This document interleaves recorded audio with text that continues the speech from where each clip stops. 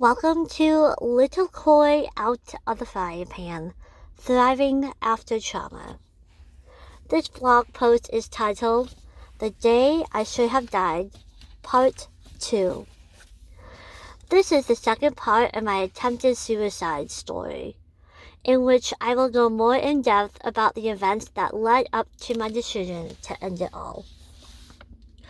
Trigger warning. This post contains suicide, self-harm, and religious and emotional abuse topics. This post also contains descriptions of physical encounters with my father that could be described as sexual in nature, although I'm unsure if it is considered sexual abuse or not. When I was in my late teens, my parents tried to get me counseling for all of my rebellious ways. Counseling consisted of me sitting in my parents' room with our pastor and talking to him. This was also the same room where my father would make me strip off my pants and underwear so he could belt spank my bare butt up to the age of 17 years old. I would be made to lay on the bed face forward or bent over the bed in a very specific manner, my nakedness exposed to him. I was not allowed to turn my head or look anywhere except forward at the wall. He would stand there for several minutes before implementing the first of many strikes. I would cry, not out of the pain of the belt, but from sheer humiliation. The room's environment was triggering itself, but how could I tell my pastor what happened in this room? I didn't think he'd believe me. I didn't have that voice yet. Counseling consisted of me talking to our pastor, then our pastor telling my parents everything I said, and then getting in trouble after the pastor left. There was no confidentiality. As sessions went on, I refused to talk to him, and we just sit there in silence. Then I would get in trouble for not trying. It was a lose-lose situation. I was not against counseling. On the contrary, I wanted it desperately. But not from a pastor whose loyalty was to my parents. Not with someone who would relate everything back to my parents, which would result in me getting into even more trouble. Unfortunately, my parents did not believe in any other forms of counseling. Actually, they did not even believe in mental health issues at all. Depression? Sin. Anxiety? Sin. Counseling outside of a pastor? Sin. Medication? Double sin. Psychology? Nah. Man's way of dealing with problems without God. Prayer. Prayer is the answer to everything. Don't let the devil overtake your mind. While I knew this was not right, I grew up with the stigma. I was not even allowed to be fearful or nervous about upcoming surgeries because fear was a sin. I just needed to pray those fears away and become right with God. Growing up in a family that did not allow any emotions but cheerful and joyous led to many issues in dealing with any feelings outside of happiness. I was beginning, unbeknownst to me, to have PTSD rages and episodes. I was carrying a lot of anger, resentment, and grief. I didn't understand why my brain and body reacted so harshly to certain physical and visual stimulations. Even daily things like showers or baths were difficult because I stopped thinking of when my father would have my sister and me shower with him to conserve water. He never did that with my brothers. Even to this day, showers are still sacred to me. I would flinch at all sudden loud noises or physical movements. Being hit over the head by my parents was a norm for me. But even my older brother was freely allowed to hit me because he was helping to control me. I still flinch, but it's rare now. I also held a lot of shame around my physical body. When I was 12, my father came up to me during the family beach vacation and told me what a beautiful body I had. He said, "I've been watching you in your bathing suit.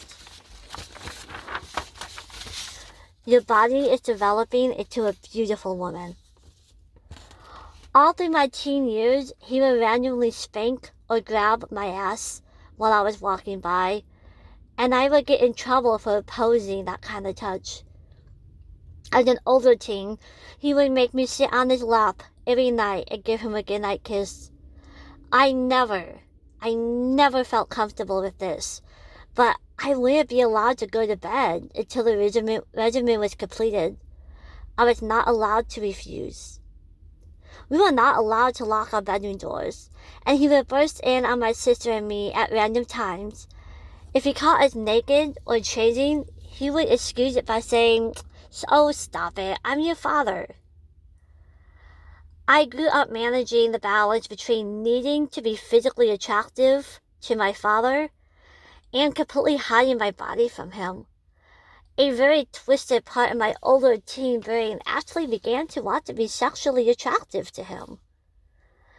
I longed for a relationship with my mother, and I longed for her nurture as I saw my friends receive from their mothers.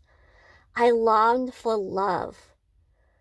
Leading up to the time of my suicide attempt, my mother had just gotten done with a 9-month silent treatment toward me. No phone calls, no emails, no interactions, no visit. I have fallen out of her good graces because I was thinking about joining the U.S. Army. This, of course, was out of alignment with God's will for me, and again, she couldn't interact with such a rebellious child. I still believe that falling out of my parents' grace meant I was falling out of God's grace, and I was exhausted with life. I was tired of keeping up with everything I was supposed to be doing. I was having gruesome and terrible nightmares. I was battling with constant flashbacks of abuse. I had PTSD rages in my apartment that would leave me drained. I have auditory hallucinations where I would just hear nonsense voices in my head at all times. I was struggling with finding peace in the church, and I was lonely. The depth of loneliness I felt was soul-crushing. Looking back, I know the lack of nurturing love and safety was killing me. At 21 years old, I was exhausted. My heart and soul were completely depleted. And as dramatic as it sounds, I had run out of energy to go on with this life. Now, I didn't think that people wouldn't miss me. I knew they would. I have friends I knew would be devastated by this loss. People tell suicide victims, think about the people who love you. And we do. Oh, we do. But we are also tired. No matter how many people are cheering you on during the marathon, at some point there has to be a finish line where you can rest and take joy and pride in what you accomplished. It seems like I was running an endless marathon and constantly asking myself, what's the point to this? Why am I doing this to myself?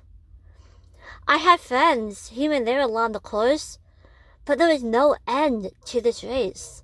There was no resting point, and I was too tired to go on. It wasn't about my friends being there or not. They were. But I was tired. I have finally reached a point of exhaustion where I needed to lay down and rest. Forever. Author's note. In my own life, I am always hesitant to use the term sexual abuse when describing my interactions with my adoptive father. For me, it is a gray area that I don't feel like I am well-versed or educated. I was not raped, I was not penetrated or forced to watch pornography, but please feel free to message me if anyone has more knowledge on this topic. For those who are listening and not reading, I do have a photo attached to this blog on the website. And the photo is just a panorama of my apartment floor. And the title is Photo, the apartment floor I would be found on after my overdose. I had taken pictures of my new studio to send to friends. So this picture was a picture of my new studio living room that I was sending to my friends. Also happened to be the same studio floor that paramedics would find me on after I overdosed. Anyway, thank you so much for listening, and I will hope to get the part 3 up and loaded here soon. Thank you for listening. Bye.